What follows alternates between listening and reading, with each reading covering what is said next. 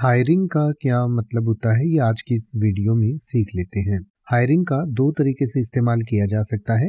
एक तो हायर का प्रेजेंट पार्टिसिपल यानी कि आईएनजी फॉर्म होती है हायरिंग, यानी कि हायर करते हुए होना को हम हायरिंग कहते हैं।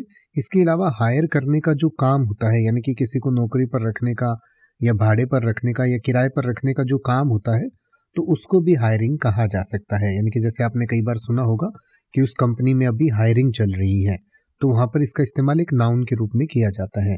और वर्ब के रूप में हायरिंग का मतलब होता है हायर करते हुए होना, या हायर करने वाले को भी कई बार हायरिंग कहा जा सकता है।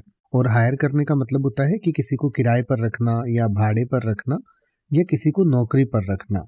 तो हायरिंग का मतलब हुआ नियुक्तियां, भाड़े पर रखना या किराए पर देना। जैसे कि अगर आप ये कहें कि नियुक्ति किसी कंपनी में नए कर्मचारियों को लाने की प्रक्रिया है, तो आप कह सकते हैं hiring is the process of bringing new employees into a company. या अगर आप ये कहना चाहें कि नए कर्मचारियों की नियुक्ति के प्रबंधन के लिए मानव संसाधन विभाग जिम्मेदार है, तो आप कह सकते हैं the HR department is responsible for managing the hiring of new staff. The HR department is responsible for managing the hiring of new staff.